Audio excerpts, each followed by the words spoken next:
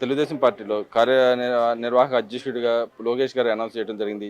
ఎప్పుడు లేని విధంగా మహానాడులో కాకుండా ఈసారి ఒకేసారి లిస్ట్ అవుట్‌ని ప్రకటించడాన్ని ఎలా చూస్తారు? నిజంగానే పార్టీ బలోపేతానికి ఎంతమాత్రం ఉపయోగపడుతుందంటారు ఈ కార్యవర్గం? ఇది 100% చాలా ఎక్సలెంట్‌గా ఒక మంచి నిర్ణయం. రాష్ట్ర ప్రజలు అలాగే ఒక రాష్ట్రమని కాదు, తెలుగు ప్రజలందరూ కూడా ఎక్కడున్నా సరే, ఉమ్మడి రాష్ట్రంలో కానివ్వండి, విదేశాల్లో ఉన్నటువంటి ఎక్కడున్నటువంటి తెలుగు ప్రజలందరూ కూడా ఈరోజు నారా లోకేష్ బాబు గారిని వర్కింగ్ ప్రెసిడెంట్గా ఎన్నుకోవటం, అది మహానాడులో ఏదో యాదృచ్ఛికంగా అందరూ దీని ప్రకారంగా కాకుండా ఒక కమిటీని దానికి ముందే మహానాడుకు ముందే ప్రకటించడం అనేది చాలా హర్షించదగిన విషయం. వర్కింగ్ ప్రెసిడెంట్గా చేశారు లోకేష్ బాబు గారు అంటే చంద్రబాబు నాయుడు గారికి లోకేష్ బాబు గారికి అనేది డిఫరెన్సెస్ ఉంది కాదు. అంటే ఇప్పుడు చంద్రబాబు నాయుడు గారు ఆలోచించే విధానం కానీ, నారా లోకేష్ బాబు గారు ఆలోచించే విధానం కానీ, యువత ముందుకు రావాలి పార్టీకి.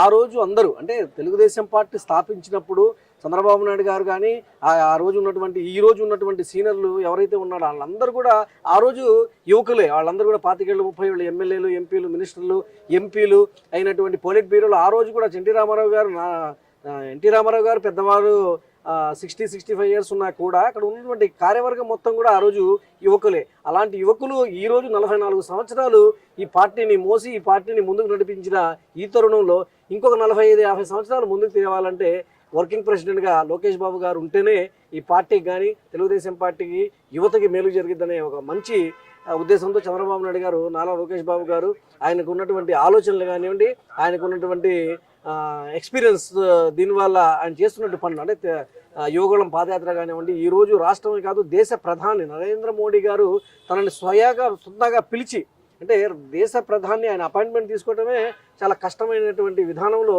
ఒక దేశ ప్రధాని, అలాగే మూడోసారి ప్రధానమంత్రి అయినటువంటి నరేంద్ర మోడీ గారు లోకేష్ బాబు గారిని పిలిచి మరి నేను 2 సార్లు పిలిచాను, 3 సార్లు పిలిచాను, నువ్వు రాలేదు, నువ్వు నా దగ్గరికి రా, నీతో మాట్లాడాలని పిలిపించుకొని మాట్లాడగలిగినటువంటి సత్తా ఉన్నటువంటి నారా లోకేష్ బాబు గారిని వాళ్ళ జాతీయ వర్కింగ్ ప్రెసిడెంట్గా ఇవ్వడం అనేది చాలా హర్షించదగ్గ విషయం. మేమందరం కూడా యువకులందరం కూడా చాలా ఆనందంగా ఉన్నాం.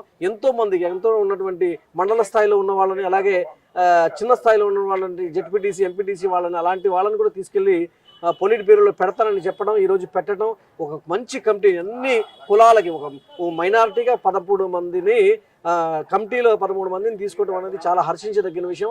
కమిటీలో అందరూ ఎస్సీ, ఎస్టీ, బీసీ మైనారిటీలని ముందుగా, ముఖ్యంగా మహిళలని కూడా దగ్గర 50% మహిళలను ఇవ్వడం అనేది చాలా గొప్ప విషయం. ఇలాంటి కమిటీలు ముందు ఇంకా ప్రజలకి ఈ పార్టీకి సేవ చేయడం కోసం ముందుకు రావడానికి చాలా ఆసక్తిగా ఉంది, చాలా హర్షించదగిన విషయం. అంటే ఇక్కడ మనం ఎన్నడూ లేని విధంగా 2029కి శంఖారావం పూరించినట్టేనా?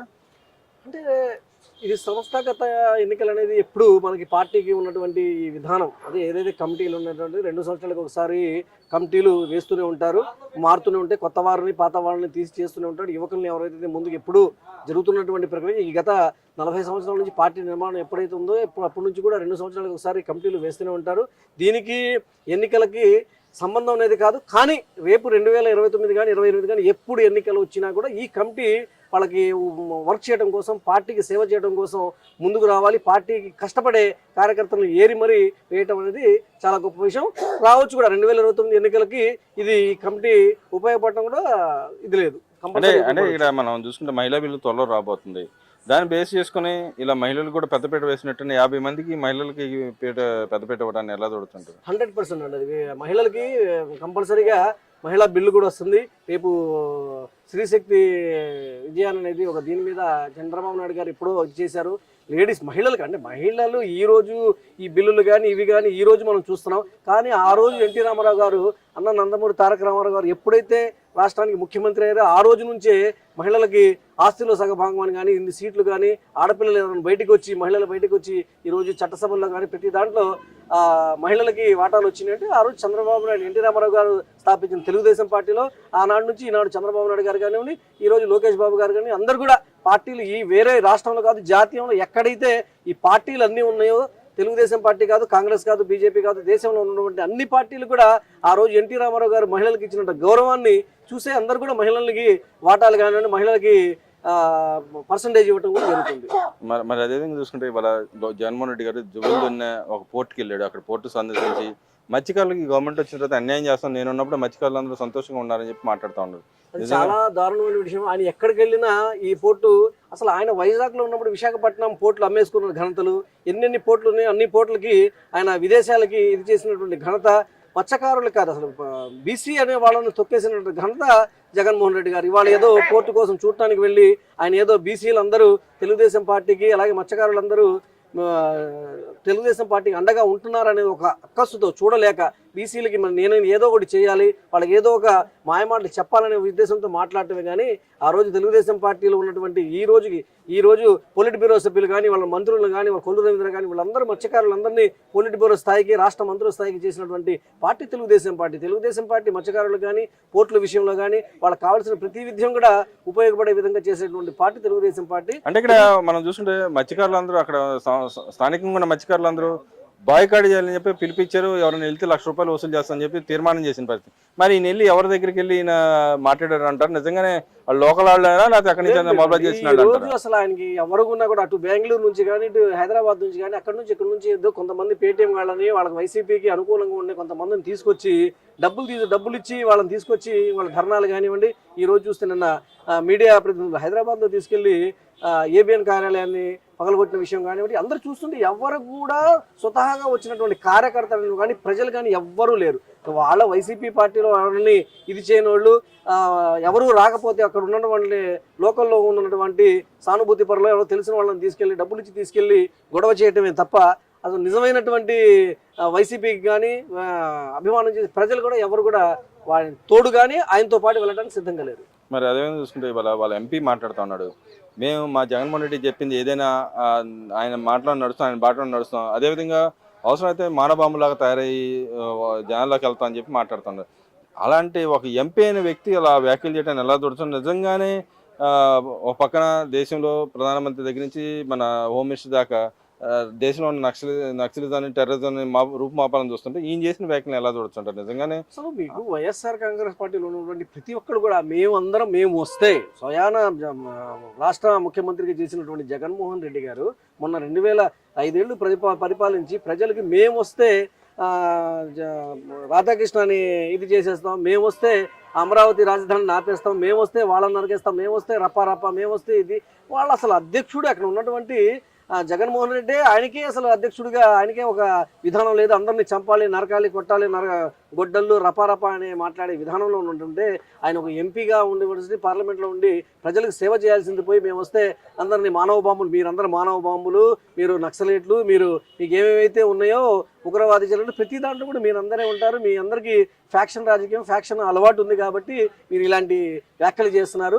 ప్రజలు మిమ్మల్ని తీసుకెళ్లి కూర్చోబెట్టండి, ప్రజల సమస్యల మీద మాట్లాడమని కానీ మీరు మానవ బాంబులాగా తయారవుతాం. జగన్మోహన్ రెడ్డి గారు చేస్తేనే మన బాబాయ్ని చంపేశారు, అలాగే వాళ్ళ చెల్లిని ఇది కూడా తిట్టడం కానీ, వాళ్ళ అమ్మని తిట్టడం కానీ, వాళ్ళందరినీ తిట్టడం, చెల్లిని, అక్కడిని, తల్లిని అందరినీ కలిపి తిడుతున్నారంటే మీరు జగన్మోహన్ రెడ్డి గారు ఏం చెప్తే మీరు చేయటానికి, ఆయన ఏం చెప్తే మీరు ఒక గొర్రెల్లాగా తల ఊపుతున్నామే కానీ నిజమైన ప్రజాసేవ చేసే విధానంలో ఏ ఎంపీలు కూడా లేరన్నటువంటి విధానం వైఎస్ఆర్ కాంగ్రెస్ పార్టీలో ఉంది. అదేవిధంగా చూసుకుంటే ఇవాళ కోర్టులు కూడా చెప్పినాయి, అయితే కించపరిచే వ్యాఖ్యలు చేసిన ఎవరైనా అరెస్ట్ చేయకుండా ఎందుకు వదిలేస్తున్నా, ఉపేక్షించొద్దని చెప్పి కోర్టు డైరెక్షన్ ఇవ్వడం జరిగింది. దానిలో భాగంగానే వాళ్ళ మాజీ సిపిఆర్ఓని అరెస్ట్ చేయడం జరిగింది. అది కూడా తప్పు, కక్ష సాధింపు రాజకీయాల కోసం ఇలా చేశారు చంద్రబాబు నాయుడు, లోకేష్ అని చెప్పి మాట్లాడుతున్నారు. తప్పు చేసిన వాళ్ళు ఎవరైనా తప్పు చేసి తప్పుగా మాట్లాడితే ఎవరినైనా తెలుగుదేశం పార్టీ కాదు ప్రభుత్వాలు చూస్తూ ఊరుకోవండి. అది ఏ స్థాయి వ్యక్తి అయినా సరే, మీరు కోర్టు ధిక్కరణ కేసులు కానీ, కోర్టు మాటికి మీరు మీ వాక్యాలు మీరు మాట్లాడే విధానం ఒక పెద్ద రేంజ్లో ఉంది. మీరు దీంట్లో ఉండి మాట్లాడాల్సిన మాటలు మీరు ఇలాంటి మాటలు మాట్లాడితే ఎవరికి కూడా కోర్టు గట్టిగా హెచ్చరించింది. ఎవరైతే మీరు అన్పార్లమెంటరీ లాంగ్వేజ్ వాడిన వాళ్ళు కానీ, ఎవరైనా కూడా వేరే విధంగా తిట్టినట్టు వాళ్ళు కానీ వాళ్ళందరినీ కూడా ఉపేక్షించొద్దు, ఎవరిని కూడా ఊరుకోవద్దు. అందరినీ ఎంత పెద్ద స్థాయిలో ఉన్నాడు కానీ చిన్న స్థాయి పెద్ద స్థాయి కాదు, తప్పుగా మాట్లాడిన ప్రతి ఒక్కరిని కూడా అరెస్ట్ చేయాలనే దీనిలో చేస్తున్నారు. తప్పు చేసిన వాళ్ళు ఎవరైనా, మీరైనా, నేనైనా, అందరికీ చట్టం అనేది ఒకటే ఉండదు. చట్టానికి కట్టుబడి ఉన్న వాళ్ళకి తెలుగుదేశం పార్టీకి కానీ, దానికి వేరే పార్టీలు కానీ, లేకపోతే లోకేష్ బాబు కానీ, చంద్రబాబు గారికి ఎవరికి సంబంధం లేదు. తప్పు చేసిన ప్రతి ఒక్కరిని కూడా శిక్షించడం అనేది ఒక ఆచారం, అది ఒక బాధ్యత కోర్టు ఆర్డర్. అదేవిధంగా చూసుకుంటే ఇవాళ పేరునే నాని కూడా మాట్లాడుతున్నారు, అక్రమాన్ని అరెస్ట్ చేశారు, మేము వస్తే అధికారంలోకి వస్తే మేము లోకేష్ని చంద్రబాబు కూడా అరెస్ట్ చేస్తాం, మాకు ఒక రోజు వస్తుందని చెప్పి మాట్లాడుతూ ఉన్నాడు ఆయన కూడా. మీకు ఒక రోజు కాదు, 2 రోజులు కాదు, మీకు ఏ రోజులు వచ్చే పరిస్థితి లేదు. మీకు ఆల్రెడీ మీ జగన్మోహన్ రెడ్డికి మీకు 5 ఏళ్ళు ప్రభుత్వం ఇచ్చారు. మీరు జగన్మోహన్ రెడ్డి గారు ఒక్కసారి అవకాశం ఉన్నాడు, ఆ ఒక్కసారి అవకాశం అయిపోయింది. మళ్ళీ మీకు అవకాశం ఇచ్చేది కానీ మీరు వచ్చే పరిస్థితి లేదు. మీరు వచ్చేది లేదు, మీరు చేసేది ఏం లేదు. మీరు పగటి కళలు కనకుండా ఇప్పటికైనా ప్రజలతోటి ప్రజల కోసం ఉండాలంటే అమరావతి రాజధానికి అందరూ మద్దతు పలకండి. అందరూ అమరావతి కోసం రండి. అమరావతికి అభివృద్ధిలో మీకు ఏదైనా పని చేయాలని, అభివృద్ధికి ఏం చేయాలి, ఏమేమి పరిశ్రమ కావాలి, అలాంటి మాకు ఇది లేదు, అది కావాలని చెప్పి అడిగి చేపించుకునే దాంట్లో ఉండాలి. కానీ మేము వస్తే అది తీసేస్తాం, అది తీసేస్తాం, అది నరికేస్తాం, కొట్టేస్తాం, మేము వస్తే మావిగం తెస్తాం, మీరు వస్తే అమరావతి అనేది ఇలాంటి మాటలు మాట్లాడుకుంటూ మీరు ఎన్ని రోజులు ప్రజల్ని మభ్య పెట్టాలన్నా అయ్యే పరిస్థితి లేదు. తెలుగుదేశం పార్టీ ఈ 5 ఏళ్ళు వచ్చింది. మీరు గత 5 ఏళ్ళు ఏం చేశారు? 5 ఏళ్ళు మీకు 151 సీట్లు ఇచ్చారు, 24 ఎంపీ సీట్లు ఇచ్చినప్పుడు మీరు ఆ రోజు మావిగానో ఏగానో చేయాల్సింది. మీరు అప్పుడు చేయాల్సింది ఏం చేయకుండా ఈ 5 ఏళ్ళు వాళ్ళని చంపడం, వీళ్ళని చంపడం, వీళ్ళ మీద కక్ష చర్యలు చేసుకున్నారే తప్ప పార్టీకి కానీ మీరు ప్రజలకు కానీ ఉపయోగపడిన ఎటువంటి ఒక పని కూడా చేయకుండా ఈ రోజు మేము వస్తే అది చేస్తాం, ఇది చేస్తాం అనేది అది ఒక మీరు పగటి కళలకు అంటున్నారు. మీరు ఏం పగటి కళల కన్నా మీరు వచ్చేది లేదు. మళ్ళీ మీరు వచ్చి ప్రజలకి చేసే ఏం అవసరం లేదని ప్రజలందరూ అంటే ఇక్కడ మామూలుగా వాళ్ళు చెబుతున్న మావిగంలో కూడా వాళ్ళు మావిగంలో అమరావతి సేఫ్గా ఉంటుందని ఒక మాట మాట్లాడతారు. ఇంకో పక్కన మచిలీపట్నం నుంచి డెవలప్ అయ్యి అమరావతి దాకా వస్తుందని చెప్తున్నారు. అంటే ఒక సిటీ నుంచి డెవలప్మెంట్ చుట్టుపక్కల ప్రాంతాలకు అభివృద్ధి జరుగుతుంది. వీళ్ళు రివర్స్లో చెబుతున్నారు. ఎందుకంటే రివర్స్లో నిజంగానే అవుతుంది అంటారా? మచిలీపట్నం నుంచి ఇక్కడ డెవలప్మెంట్ అవుతుంది. మచిలీపట్నం నుంచి డెవలప్మెంట్ అసలు అమరావతి అంటేనే మచిలీపట్నం ఉంది, దాంట్లో విజయవాడ ఉంది, కృష్ణా జిల్లా ఉంది, గుంటూరు జిల్లా, అన్ని జిల్లాలు కలిపి అన్ని సిఆర్డీఏ పరిధిలో ఆల్రెడీ ఎప్పుడో 10-11 ఏళ్ల క్రితమే చంద్రబాబు నాయుడు గారు ఎప్పుడైతే ఈ బిల్లు పెట్టారో, ఎప్పుడైతే ఈ అమరావతిని ఒక మ్యాప్ చేశారో అప్పుడు అన్ని గుంటూరు కానివ్వండి, విజయవాడ కానివ్వండి, మచిలీపట్నం కానీ ఈ పోర్టులు కానీ అన్నీ కూడా ఇప్పుడు మనకి విజయవాడలో కృష్ణా జిల్లాలో ఉన్నటువంటి ఎయిర్పోర్ట్ ఎక్కడిది? అమరావతి. అమరావతి అంటే విజయవాడ అంటే ఏంటి? మొత్తం ఇది మన ఎయిర్పోర్ట్. ఇక్కడ పోర్ట్ ఉన్నది ఎవరిది? మనది. అంతా ఇది ఉన్నదంతా ఆల్రెడీ దీంట్లో ఉన్నదే. మీరు సపరేట్గా దానికోసం చూపించి ఈ విజయవాడ కానీ మచిలీపట్నం కానీ గుంటూరు కానీ చెప్పడం అనేది చాలా హాస్యాస్పదం. అందరూ కూడా చూసి నవ్వుకుంటున్నారు. ఇంత పెద్ద ఒక అధ్యక్షుడు అయిపోయింది, ముఖ్యమంత్రి చేసినటువంటి ఇలాంటి పిచ్చి పిచ్చి మాటలు మాట్లాడి పిచ్చి వ్యాఖ్యలు చేస్తున్నారు అనేది ప్రజలు నవ్వుకుంటున్నారు. వీళ్ళు వాళ్ళ అధ్యక్షుడు జగన్మోహన్ రెడ్డి ఏం చెప్తే కుక్క తోక వంకర అంటే వంకర అంటారు, లేకపోతే నిలువ అంటే నిలువ అంటారు, ఒక కాలు అంటారు, 2 కాలు అంటే 2 కాలు అంటారు. మీరు ఏ పరిస్థితుల్లో మీరు ఏం చెప్పినా మీ జగన్మోహన్ రెడ్డి మాట విని మీరు అలాగే గొర్రెలా తల ఊపడమే. కానీ ప్రజలకు చాలా క్లియర్గా ఉన్నారు. ప్రజలు అమరావతికి మద్దతు ఇచ్చారు. ప్రజలు ఎట్టి పరిస్థితుల్లో కూడా వైఎస్ఆర్ కాంగ్రెస్ పార్టీని జగన్మోహన్ రెడ్డిని నమ్మే పరిస్థితుల్లో లేరు. మీరు ఎప్పటికీ రారు. మీరు పగటి కలగడం వేస్ట్.